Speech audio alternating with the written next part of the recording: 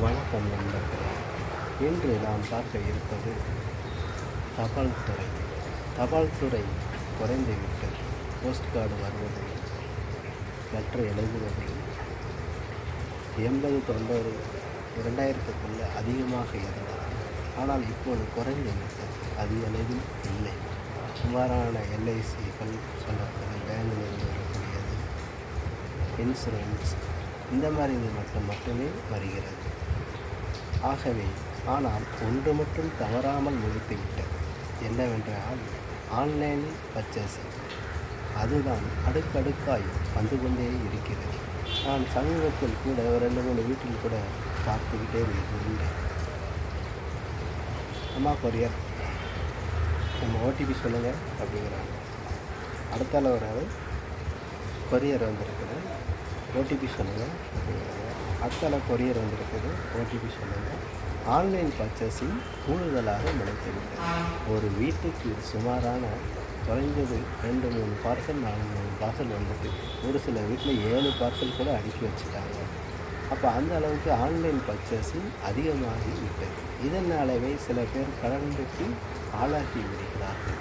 ஒரு சாதாரண ஒரு கம்மல் பிடிச்சிருந்தாலும், ஒரு நெக்லஸ் பிடிச்சிருந்தாலும் அதில் ஆன்லைனில் பர்ச்சேஸ் பண்ணியிருந்தாங்க. ஒரு சாதாரண துணிக்கு காய போடுற கிளிப்பாக இருந்தாலும் சரி, ஒரு டேபிள் மேட்டாக இருந்தாலும் சரி, வீட்டுக்கு போட வேண்டிய மேட்டாக இருந்தாலும் சரி, டிவி உரையாக இருந்தாலும் சரி, சோஃபா செட்டு உரையாக இருந்தாலும் சரி, எதை எடுத்தாலும் இப்போ ஒரு ஆன்லைன் பர்ச்சேசிங் மூலமாக தொடர்பு கண்டு வருவதனால் சுமார் 234 தொகுதிகளில் மட்டுமல்ல 544 தொகுதிகளிலும் இந்த ஆன்லைன் பர்ச்சேசிங் தொடர்ந்து அதிகமாக சேல்ஸ் ஆகி கொண்டிருக்கிறது. இது தமிழக அரசும் மத்திய அரசும் வணிக சங்க தலைவரும் இதை ஏன் வலு கொடுத்து வந்தாலும் நிப்பாட்ட முடியவில்லை.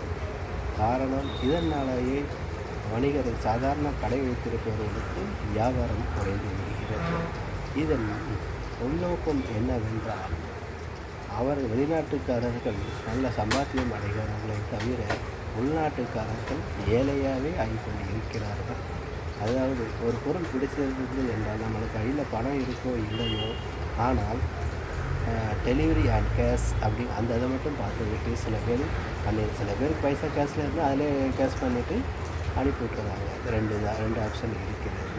ஆனால் சில பேர் டெலிவரி அண்ட் கேஷ்ன்னு பார்க்கும்போது 1 வாரம் ஆகும்ல அப்படிங்கிற மாதிரி அவங்க அனுப்பிவிட்டாங்க. ஆனால் அந்த காலகட்டத்தில் சில நேரத்தில் சீக்கிரம் வந்துடுறதுனால ஐயோ நான் 4 கழிச்சு தானே வரும்னு நினச்சேன், இன்றைக்கி வந்துட்டேன் அப்படின்னு சொல்லி பக்கத்து வீட்டில் போய் கடன் அனுப்புகிறாங்க. அடுத்தால அங்கே போய் கேட்குறாங்க. கடைசி சில பேர் வேண்டான்னு சொல்லிட்டு ஓடிபி கொடுத்து மறுபடியும் வேண்டான்னு கேன்சல் பண்ணுறாங்க. அப்படியே நடக்குது. அதனால் ஆன்லைன் பர்ச்சேசிங் தான் இப்போ அதிகமாக இருக்கிறது. தபால் துறையில் சாதாரணமாக வரும். ஆனால் இப்போது இந்த ஆன்லைன் பர்ச்சேசிங் இந்தியா முழுவதுமே அதிகமாகிவிட்டது. இதை குறைப்பதற்கு என்ன வேண்டும் சொல்லி நாடாளுமன்றத்தில் குரல் கொடுக்க வேண்டும். அனைத்து கட்சியினர்களும் சேர்ந்து குரல் கொடுக்க வேண்டும், அல்லது ஐநாவில் பேச வேண்டும். ஐநா மட்டுமே இதற்கு தீர்வு காண முடியும் என்றால் அங்கேயும் சென்று இதை குரல் கொடுக்க வேண்டும். அப்படி இல்லை என்றால் இதை தடுக்க நிறுத்த எந்த சக்தியாலையும் முடியாது என்று ஆணித்தரமாக நெல்லை மாவட்டத்திலிருந்து வாசகன் போன்ற தலைமை உறுதியாக கூறிக்கொள்கிறது. எளிதில் நாடு இப்படியே போய்கொண்டு இருந்தால் மஞ்சப்பொடி, மசாலாப்பொடி, பந்தி முதல் பாய் வரை எல்லாமே அதிலே போய்விடும். கடைகள் எதற்கு அந்த அளவுக்கு ஆகிவிடும். சொல்லப்போனால் டீ மட்டும்தான் இன்னைக்கு வெளியே குடிக்கிறாங்க. இப்போ அதுவும் அதிலே வந்துடும். டீ விளம்பரத்தில் கூட ஒரு இதில் போடுவாங்க. இப்போ கொரியர் தாண்டி ஃப்ரெஷ்ஷாக டீ இறங்குற மாதிரி கழிப்பாங்க, அந்த ஆவி பறக்கிற மாதிரி. அந்த மாதிரி வர்றதுக்கு வாய்ப்புகள் இருக்கிறது. கொட்டு கொடுக்குறாங்க டெலிவரி, அது வேறு. ஆனால் அந்த மாதிரியும் ஆகி உதவுங்கிற ஒரு உணர்வுக்காண்டி தான் நான் சொல்லுவேன். தவிர யாரையும் குத்தி பார்க்கறதுக்காண்டியோ பெண்களை சீண்டி பார்க்கறதுக்காண்டியோ அல்ல.